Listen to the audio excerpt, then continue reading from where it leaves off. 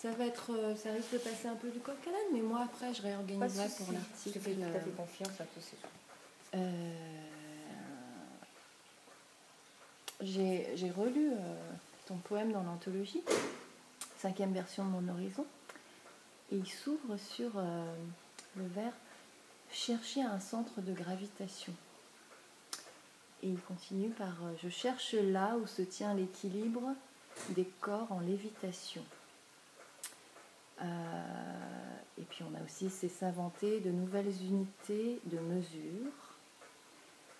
Et je mords sous le visible ce qui s'approche comme un trou noir à l'horizon des frontières. Donc voilà, j'ai relu ça et j'ai pensé aux nomades qui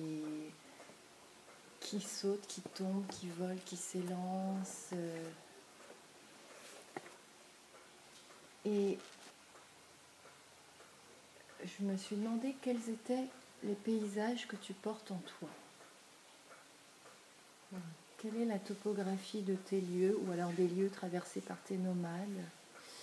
Dans le poème Montgolfière que je t'avais traduit en anglais, c'était configuration instable, sans doute.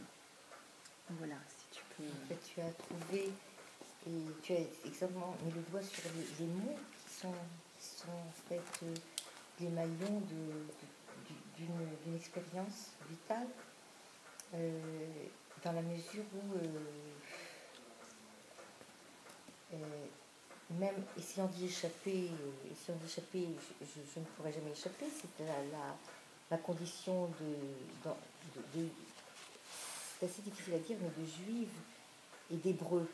Or, l'hébreu, c'est déjà, toute l'image, c'est l'errance. Ouais. C'est l'errance, c'est l'hébreu, quand on parlait de la sortie d'Égypte et tout ça, parce que j'ai grandi dans une famille religieuse et pratiquante, Ouais. et à la fois extrêmement humaniste, qui me semblait tellement évident, mais il faut croire que rien n'est évident. Eh bien, c'est cette idée d'errance que tu portes et que tu es un maillon d'une chaîne. Tu te sens le maillon d'une chaîne à certains avis, et qui te donne une certaine responsabilité. Et le fait d'avoir dans une image de toi faisant partie d'un maillon qui débute, tu ne sais où, qui part, tu ne sais où non plus, fait que ce nomadisme traverse tes gènes. Et ce nomadisme te donne en même temps une force dans la mesure où n'importe où tu es, tu vas avec toi, tu vas avec ta force intérieure. C'est ce que tu développes quelque chose, un ancrage qui est intérieur. C'est comme si ta colonne vertébrale, elle était autre part. Elle changeait de position dans ton corps, elle pouvait changer de position dans ton corps. Ton centre de gravité pouvait changer parce que c'est ce qui pouvait te sauver aussi, d'une certaine manière. Et puisque, avec cette condition-là, passe avec toi un mélange de précarité, enfin tu sais, une idée de précarité, puisque ce peuple a été en danger, risque d'être en danger, c'est très abstrait, c'est pas clair quand tu es un enfant, que tu te sens déjà différent des autres. Tu portes en toi un passé qui n'est pas le tien.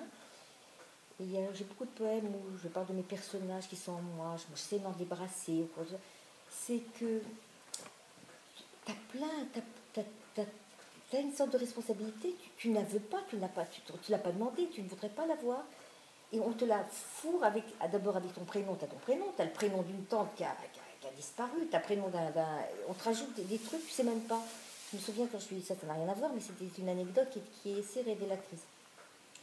Je m'appelle Colette, vendue, et j'avais comme prénom Rachel, d'une tante qui a disparu en Suisse, d'accord, ça ne m'a pas perturbée du tout, en fait, j'étais très, très fière, et je suis arrivée en Israël. Alors, c'était du côté de ma mère, la tante. Je suis arrivée en Israël et j'étais invitée, quand j'étais jeune, j'étais invitée chez la famille de mon père.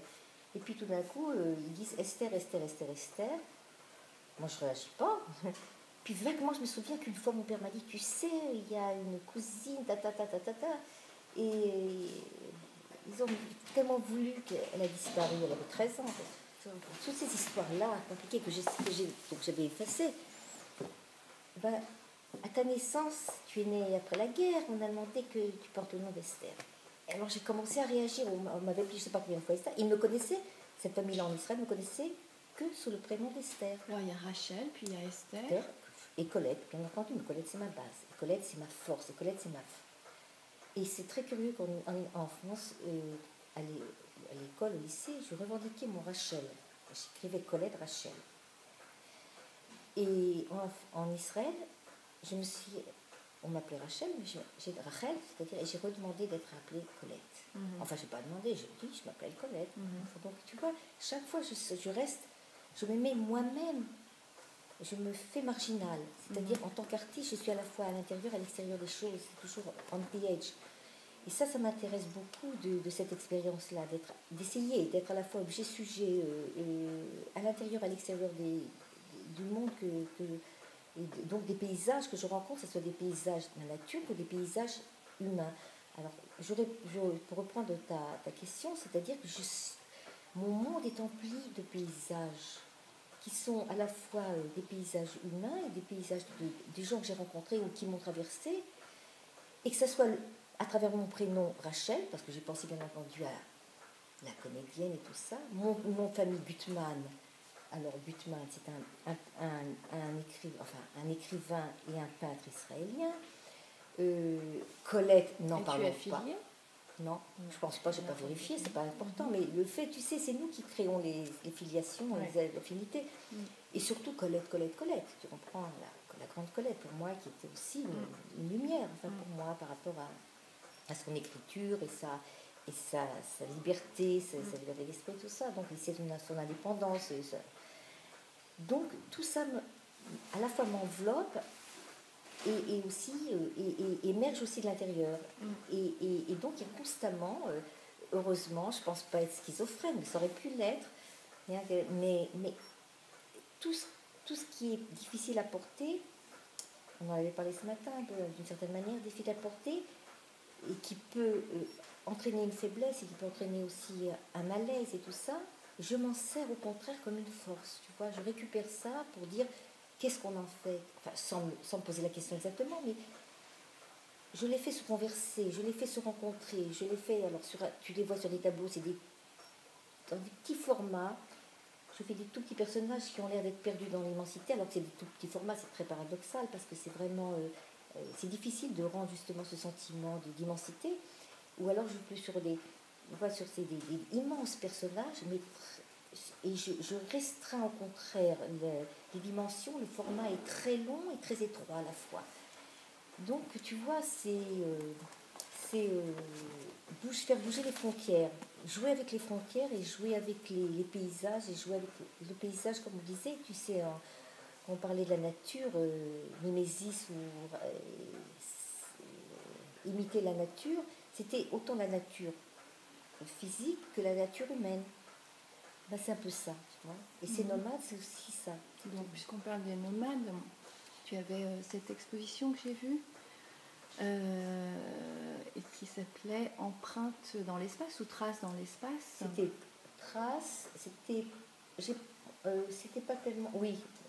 C'était traces et empreintes, c'est les deux, c'est toujours un jeu de mots comme ça, une possibilité. Ouais. En quoi ces nomades laissent-ils des traces ou des empreintes si leur existence est nomade?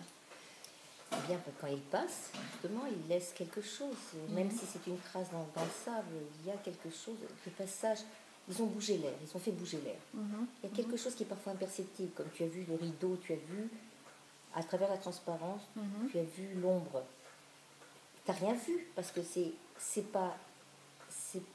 l'ombre. Donc ça bouge, c'est jamais le même endroit. C'est une marque qui disparaît dès qu'il y aura un nuage et tout ça, c'est ça. Mais au moment même, et c'est peut-être ça l'essentiel pour moi, c'est cette précarité de vie et donc l'importance du moment présent, du passage. Ce qui était avant, ce qui était après, c'est pas important. Et c'est ça, cette richesse, en fait, si on était plus conscient de ce nomadisme qu'on a tous en nous, parce qu'on a un début, une fin, je crois que on serait peut-être moins arrogant et on penserait plus à cette qualité, la qualité